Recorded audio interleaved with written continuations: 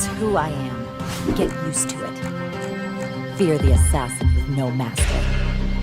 Try to keep up. Quick and deadly. Feel me now? Oh, you're gonna bleed. Let's have some fun. What is up, guys? Welcome back. Today I'm going to show you how to play Akali, the AP assassin.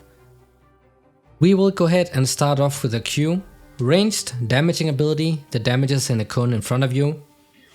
And your passive, whenever you hit an enemy champion with a damaging ability, there's going to be a circle spawning around them. If you walk to the edge of that circle, your next auto attack will become empowered, so you get like some bonus auto attack range and also some bonus damage. So the ideal way of trading on this champion is that you hit the enemy champion with an ability, then you go to the edge of that circle to pick up that empowered auto attack, then you hit them with that auto attack as well, and then you constantly re-win abilities like this, because only one circle can be active at a time. Level 2, you can take the W or the E depending on what you need. The W is the shroud that makes you invisible. And then when you attack inside that shroud, you'll become visible and then you go invisible again after a short delay. This is what makes this champion very frustrating to play against, because it is so hard to trade back while this W is up. At the same time, you also get that max energy while this shroud is active. You don't have to be inside that shroud for it to be active. It just works as long as the shroud is up. So when you're playing against, another melee champion, you can play really aggressive, try to stun them away.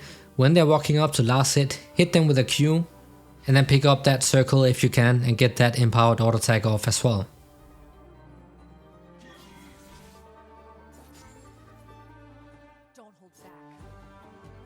And your E, that is a dash, the first part of it, and then you mark a target if you hit something with it. You can also mark your shroud, and then when you recast that ability, you're going to dash to the target that you marked. So the thing here is that a while ago Riot changed how much damage it deals. A lot of Akali's damage is put in that E2 ability.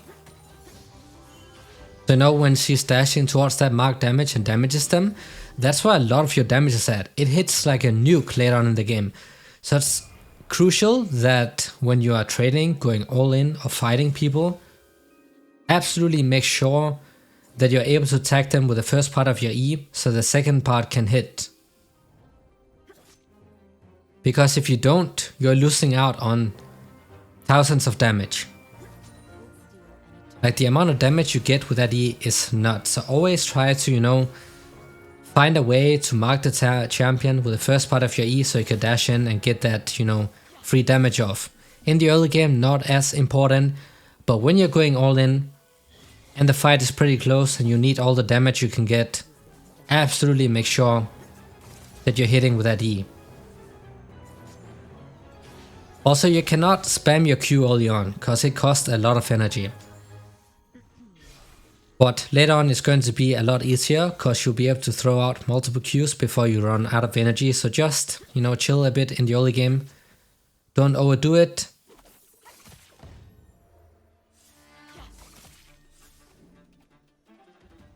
You can see, because of this shroud, it is so hard for him to trade back. It is so difficult, and it's going to be like that for most melee champions.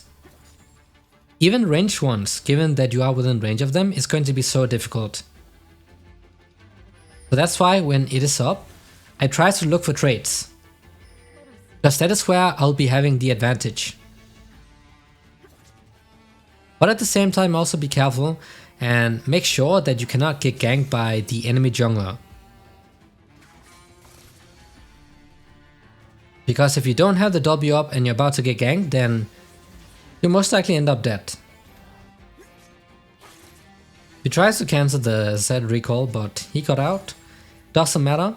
Got the ultimate up now. So what it does, first part, you target an enemy champion and you dash over them. What's really important here is the fact that because you're dashing, past them, when you're doing that, immediately use your E to cancel some of the animation. You'll be cancelling out some of the animation, but you also get much easier time to hit that E, like to mark the champion with that E. And then you can recast that ultimate for a short amount of time, and that is going to be a skill shot that deals damage based on their missing health. So it's close to being an execute, where you want to be using that at the end if possible, so use everything else you have. The target is low HP, and that's when that ultimate comes in.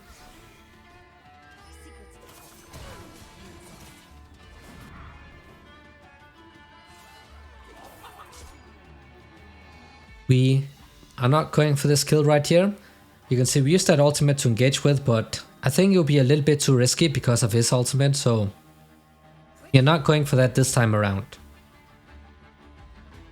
But that second part of the ultimate was ready to go, so if he was a bit further away from the tower, he most likely had died.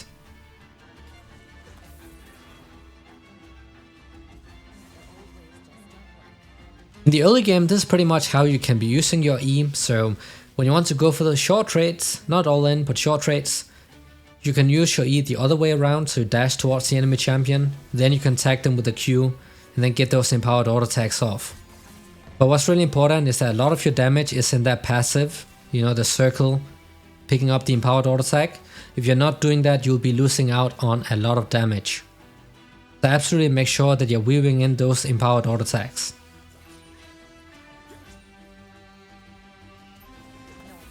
He is super low HP, so can perhaps look for a dive. We don't have everything up yet though. So it could turn out to be really risky if we end up getting ganked. So you can just be a bully, you know, try to poke the enemy champion whenever they're trying to walk up to last hit. So if we cannot get the kill, at least we can show them away from the minions.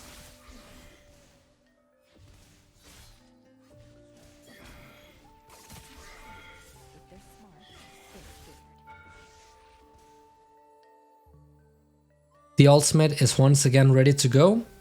Also, we bought the Seeker's Arm Guard here because we're playing against an AD assassin, so having that armor is really huge. Especially when you play against an S tier champion, you do not want to feed him.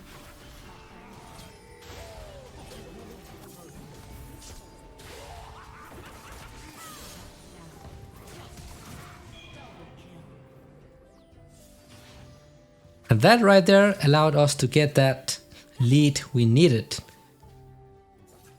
So I could have pulled off that combo a lot faster, but at the same time I did not know what they had up. Usually the moment you use your first part of your ultimate, you also use the first part of your E. Because it's a quick combo that also turns into a guaranteed combo, because once you attack the target, you're gonna follow them. Even if they flash away or TP away, Akali will follow them with the second part of that E. So follow them and then you execute with this second part of your ultimate.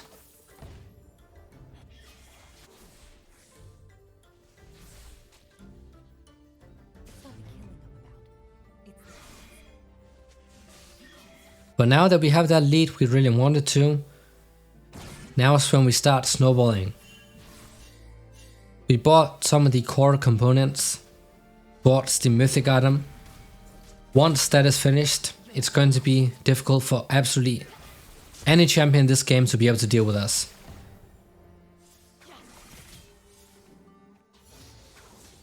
Also keep in mind that even though you don't have lots of, you know, Qs to spam in the early game because they cost a lot early on, remember that you get energy from your W. So you'll be able to trade a lot more compared to if you did not have the W up. So always keep that in mind. It gives you energy that you can use to trade with. Because we got that blue buff as well, of course awesome, because it gives us energy back faster. So just continue Q spamming, which is part of what makes Akali really obnoxious to play against if you're playing a melee champion.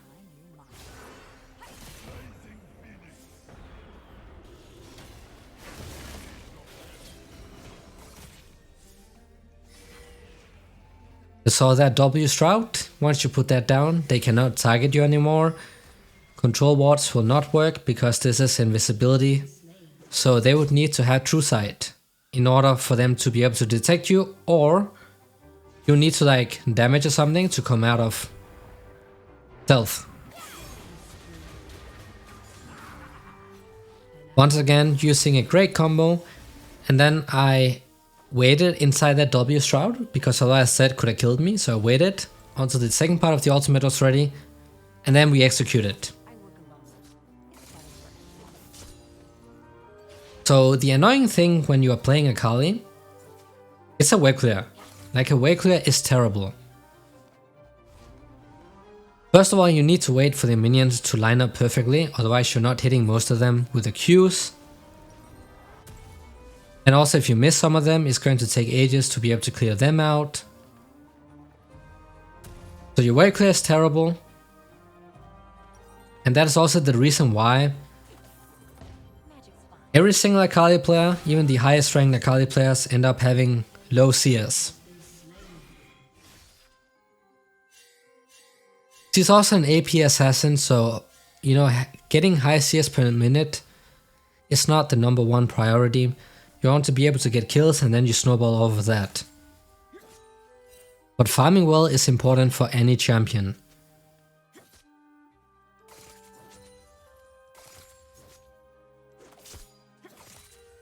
But Akali though, you should probably not expect to get high CS per minute every single game. Because it is really difficult, you know, wave clearing and stuff, because you have to take time to line up the minions and then also wait for your Qs to become ready again, you know, for you to have energy up and stuff. So lack of wave clear is definitely the most important or like annoying part when playing this champion. But other than that, she's really fun, and it is also a champion where you can invest a lot of time into and you will still end up learning a lot. Because there are multiple different combos you can use, and they're also difficult to use probably. Except for the most important one I told you guys about, the first part of your ultimate into the E, and then second E into the last ultimate. It's like a guaranteed combo, but it's also the most important one, so if you can do that perfectly, you don't need a lot of other combos.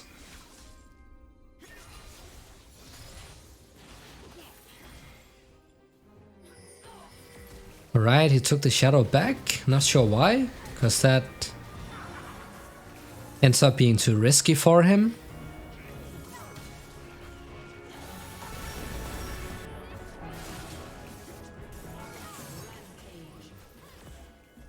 But they got the Z and we got the Udyr. You saw I was really patient with that ultimate. Even though it is an execute, you know, they have, if they have healing or shielding or something up right, they might survive with like 10, 20, 100 HP. Make sure that you can get absolutely every single damage source off until they are so low HP that you are guaranteed to execute with that ultimate. That's why I did not immediately ult, even though he was low HP, because I knew he had the shield up. And it's also pretty tanky, so I got every single damage off I had and then I went in. Once I was absolutely certain that he would die to that ult.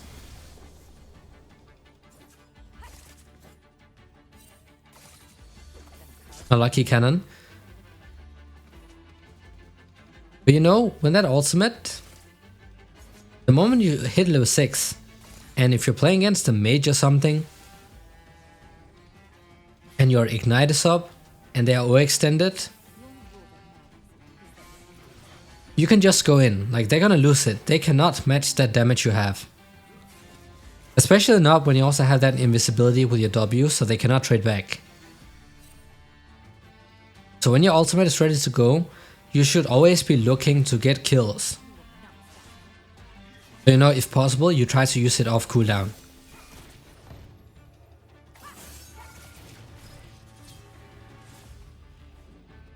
We did not get the Z, unfortunately. He's also another high mobile champion.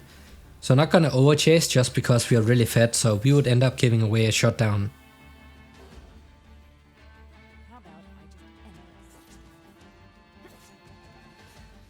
But he's low HP again, and we got the ignite out, and now we're just pushing.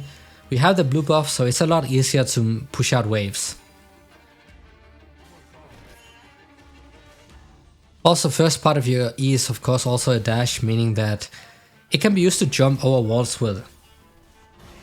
You know, to get access to some extra mobility in your kit.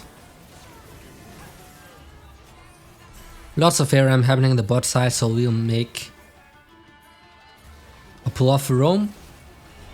It's also something that you should be doing very often when you play those high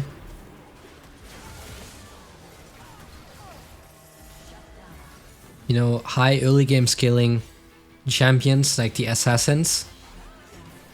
They want to scale up really nicely in the mid game. And that high burst damage as well. When you have the access to all of that, including your mobility, why not roam? Because most champions cannot match Akali's mobility, so even if they happen to have a flash up, you can still easily chase them, especially when you have the rocket build too. So definitely something you should be looking to do a lot is roaming if you're not picking up kills in the mid lane. But it can be difficult to pull off a lot of the times just because you don't have great wave clear. So if you're playing against the mage in the mid lane, they have way better wave clear. So you might be stuck under your tower most of the time.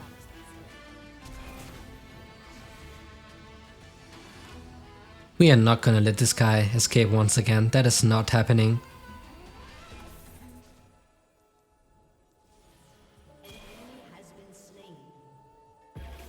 Okay, I mean, Kaiser got the kill, that's also nice. Maybe he would have gotten his W up and escaped through the other side, so it's better that she took it. And luckily she did have the map awareness, which most people don't. End up tunnel visioning a lot for no reason. But he stirs, so now we just keep pushing for the objectives.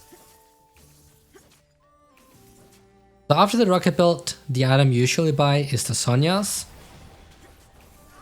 which makes you really strong, not only in 1 versus 1s, but you can also do way better in team fights because you have another item that can protect you and buy yourself some time, along with your W Shroud. So you can just go complete ham, use everything you have, including your W. Once the target is dead, you don't have a way out, you pop the Sonya's, and then hopefully your teammate should be able to get to you in time. Or at least you will have some other abilities up, so maybe you can make something else happen too. So in general, Sonya's is just really OP with the active. But you'll be losing out on a little bit of damage. Because obviously you would have a lot more damage if you bought Death Cap instead of the Sonya's. We cannot help out the Wukong. He was overextended way too hard, so we just have to ignore him and then maybe go for the other target.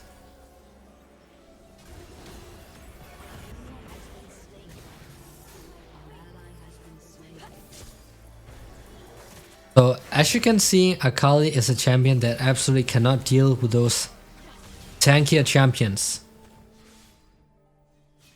Yes, you can go for the Rift Mega, but it is not a champion that has high consistent DPS. He has a little bit with the passive empowered auto attacks, but that is not enough. That is not enough at all.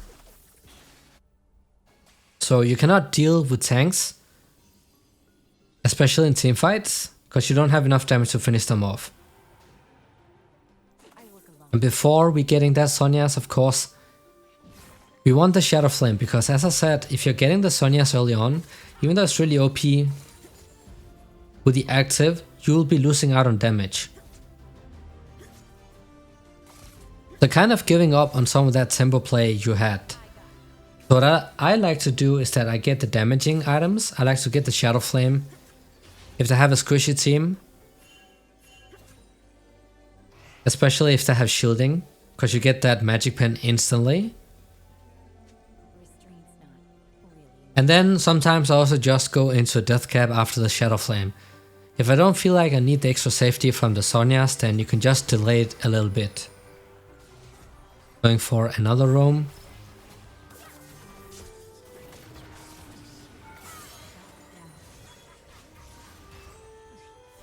You can see that right there was the perfectly executed combo. Unfortunately, we ended up dying, but you can see that is how you want to engage with the Akali. First part of your ultimate into immediately the first part of your E. You tag the enemy champion. Doesn't matter if they flash away, blink away, or anything. Akali will follow them along the way. And then, once you are in melee range, use that ultimate and bam, they should be gone.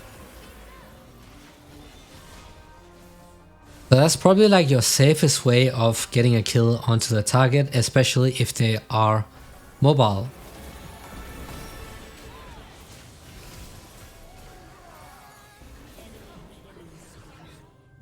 Well, that was pretty obvious that was going to happen, but sometimes they won't listen. So it ends up happening more than it should, which is a bit unfortunate, but you know what? We can't do much about it. It's not about the killing. It's about who's doing the dying. Also another annoying thing, when your Q does not one-shot the backline minions. Back to the same thing again with a wave clear. Definitely, in my opinion, the most annoying thing about playing this champion. So if you want to pick up a champion that has great wave clear and also happens to be an assassin, Akali is not the champion. You are much better off playing something like Echo or even Zed, because you can go for Ravenous Hydra.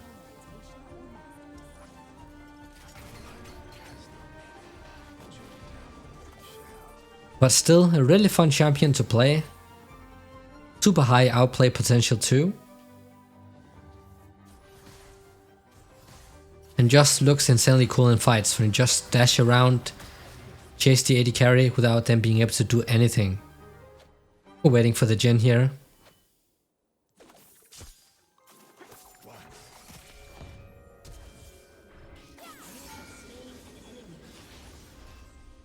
You see, I waited for the Senna to be isolated from the gen, because I did not know if Gen's flash was up or not.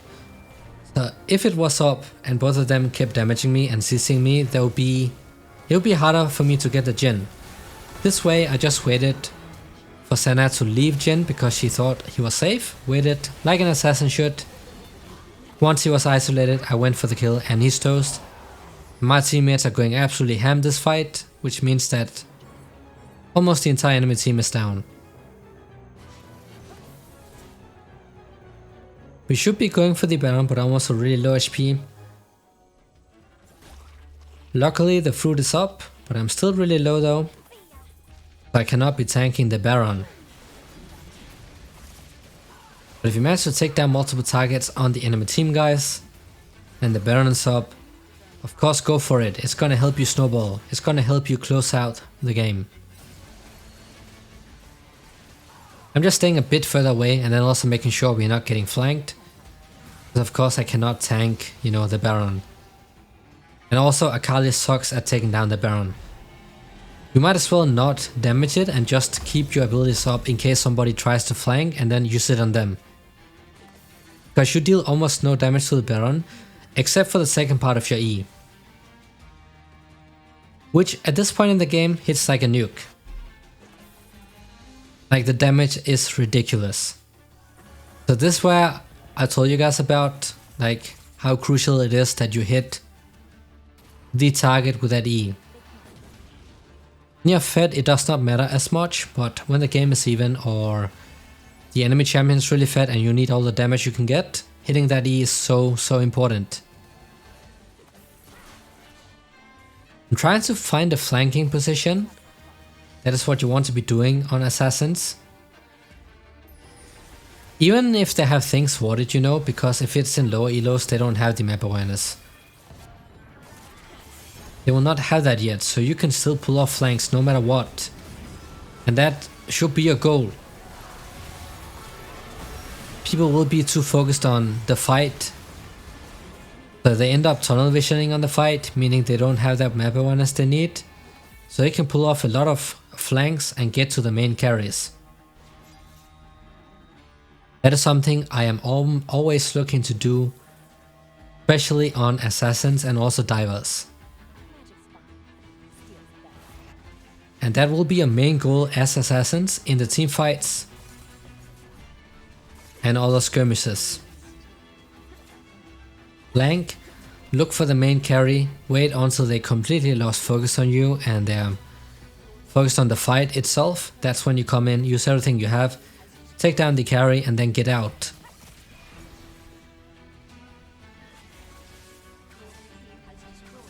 We're gonna take down the inhibitor here. Our teammates are taking down the tower on the bot side. Now we just need to disengage and not overdo it.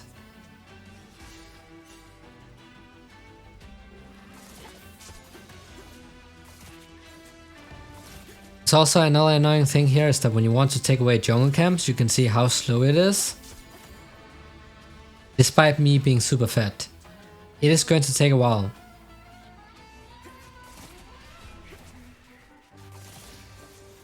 The small minions are not a problem, but it's always the big one. Because you don't have that... You cannot use your passive, which is the main problem.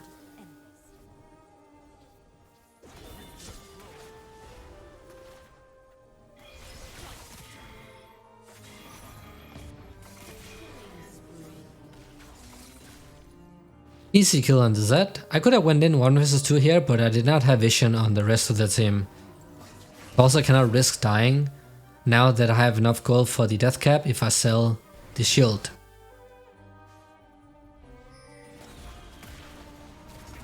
We can go top and try to help out. It's looking a little bit doomed, but maybe not.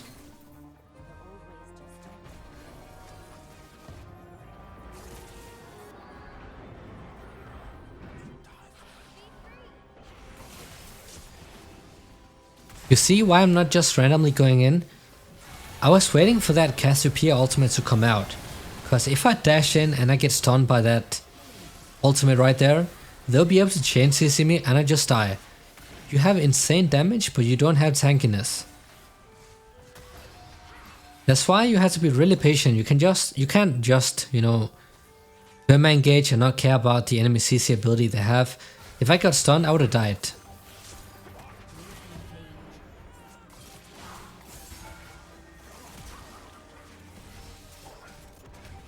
I had to flash out right there so I don't get insta bursted down. You have to be really patient on assassins especially.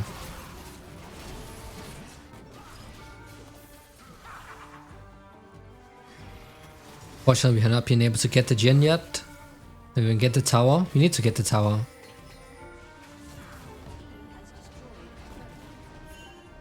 Finally that went down, so we can go ahead and reset here. Also have to be careful because the Udyr might be chasing us, so we have to recall a bit further away.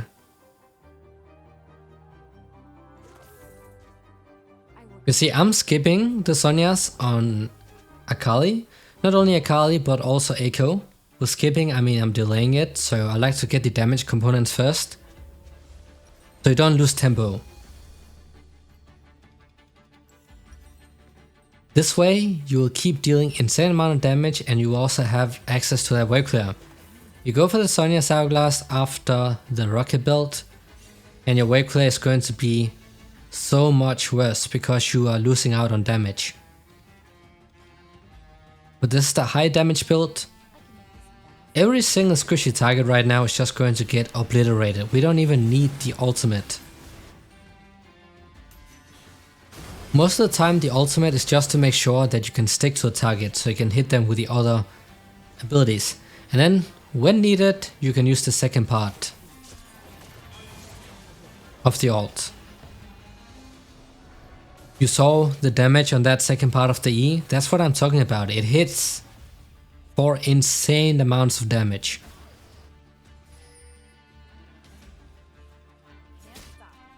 I absolutely make sure that when you are in fights where you need all the damage you can get, that E is hitting the target.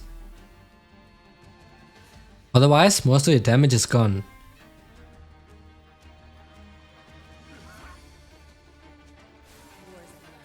My teammates are waiting for the Drake. We can get the wave mid to push out. That way, somebody has to go mid and defend, so the enemy jungler won't have as much help.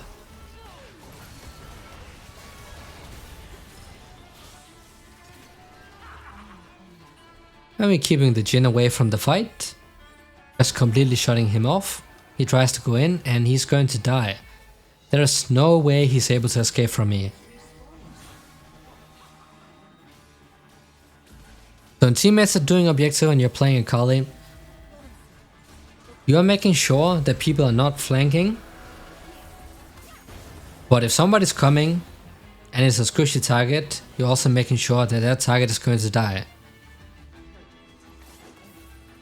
As I said, you don't deal a lot of damage to the objectives. The main goal is to zone people away, and if somebody's so extending, you're going all in and you're getting that kill.